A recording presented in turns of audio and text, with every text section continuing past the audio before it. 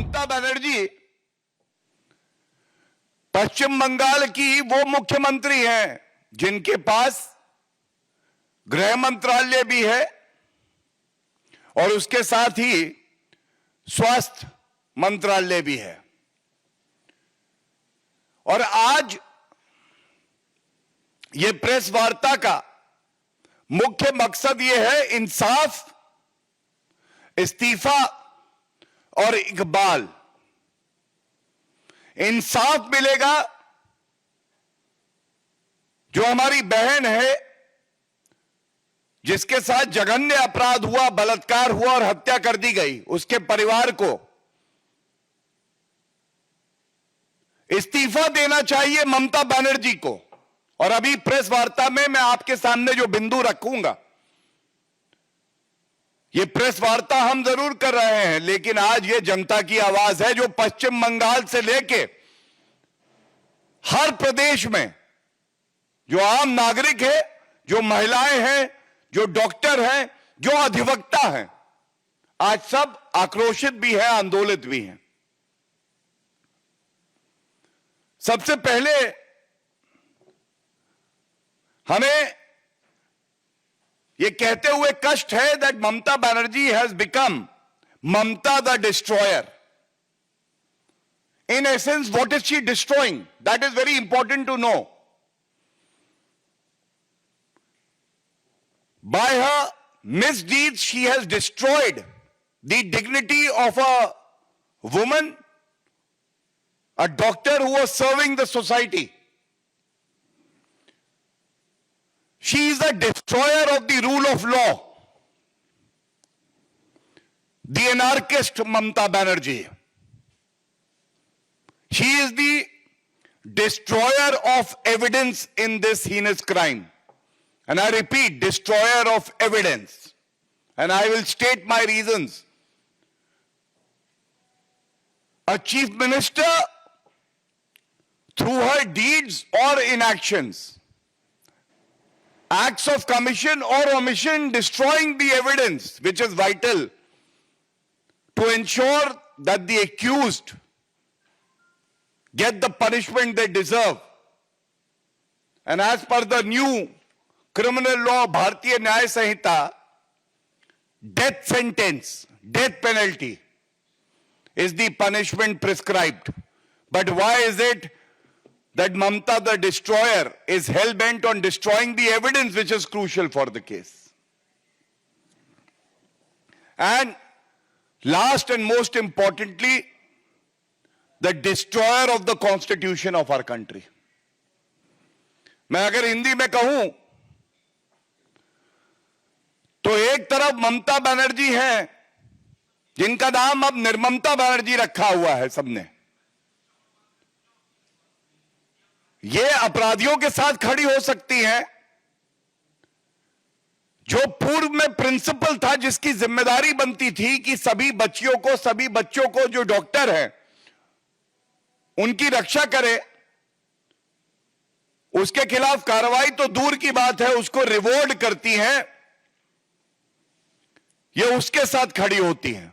और ये नष्ट क्या करती हैं? ये नष्ट करती हैं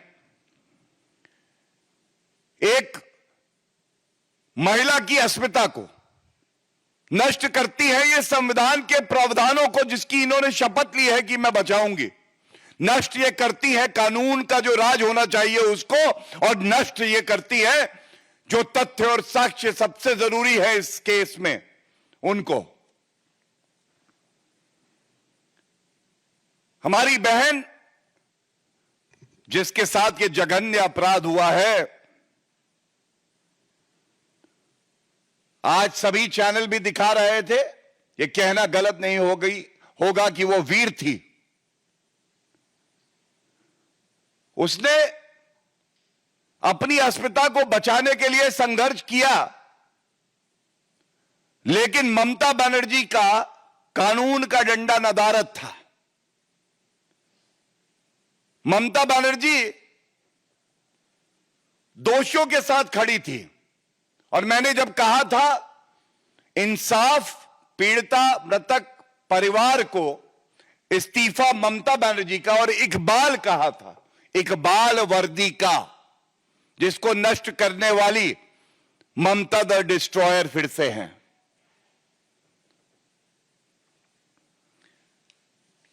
जो रिपोर्ट सामने आ रही हैं और बड़ी जिम्मेदारी से एक नागरिक होने के नाते,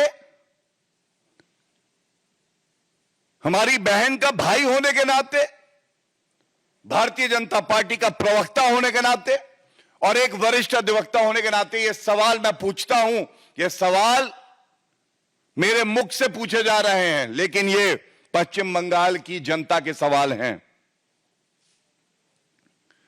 ममता बनर्जी जी, सवाल नंबर 1 आपसे पूछा जाएगा, क्यों आपको कहा जा रहा है डिस्ट्रॉयर ऑफ एविडेंस? हम सब जानते हैं कि जब कोई अपराध घटित होता है तो सबसे ज्यादा महत्वपूर्ण पहले 48 घंटे, जिसको कहा जाता है गोल्डन 48 आवर्स ऑफ इन्वेस्टिगेशन, जिसमें आप प्रमाण इकट्ठे करते हैं, साक्ष्य इकट्ठे करते हैं, और अगर रेप केस है, मर्डर है, तो जो भी ऐसे व्यक्ति हैं जो दरिंदे हैं, उनके हेयर स्ट्रैंड, बाल हो सकते हैं, सीमेन हो सकता है, और भी तथ्य इकट्ठे किए जा सकते हैं।